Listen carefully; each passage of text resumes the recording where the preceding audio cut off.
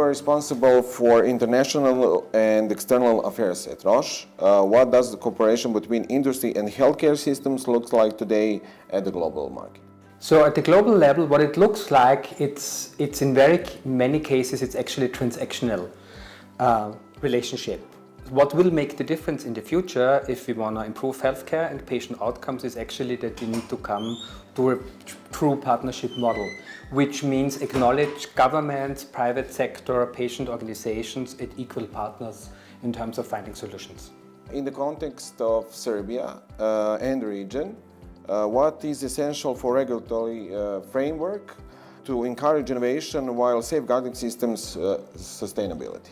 I think system sustainability is here the key word around it. What is always misunderstood a little bit is, if you do not grant early access to diagnostics or the innovative treatments, you are actually not saving money, you are wasting money because you put the cost out there in the future and it's just getting more and more expensive. So the type of frameworks we need to be flexible, which means they need to follow the science, what is happening in the science. They need to allow really fast access to patients, because not only are they waiting for the treatment, it's also more cost effective if you diagnose and treat early. And the third one is also they need to give predictability, because in the business that we are in, predictability is really important, because the research and development of those new diagnostics and drugs can take up to 10 years. Why is it important to discuss healthcare within economic context? Because I think you cannot discuss economy anymore without discussing healthcare. We see on the data around the globe, those countries and those economies who see healthcare as a critical infrastructure outperform countries who see healthcare as a cost. And Serbia is in the same situation like many countries. You do have an aging society. An aging society is not the problem. An unhealthy aging society is the problem. And in order to move from an unhealthy aging society to a productive aging society, you need to improve healthcare. What does successful private-public partnership in healthcare look like? So I've worked across a lot of different countries, in Europe, in Asia, around that. It all boils down to actually one point. You need to align in the beginning what is the outcome we want to achieve. So every successful public-private partnership has a very clear and articulated goal. You have to be very transparent with the people sitting around the table. What is your job?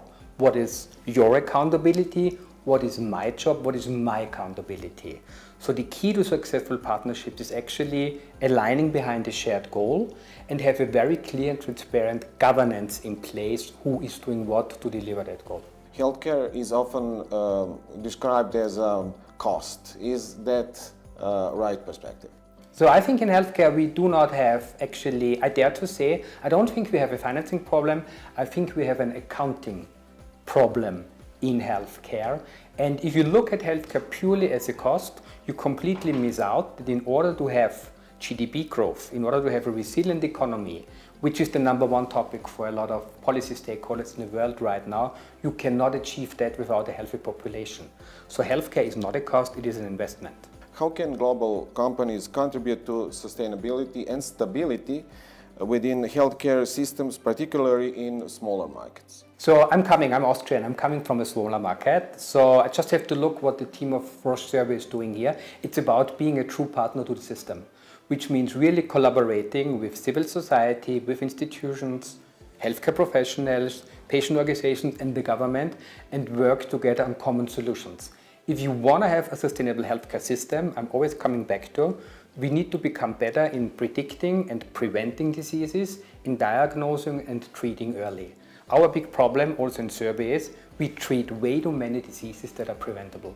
If you send one message to healthcare decision makers in Serbia, what would that be?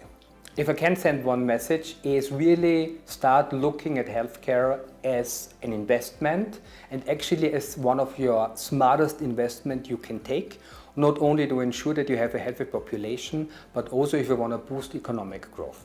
Thank you for your time. Thank you.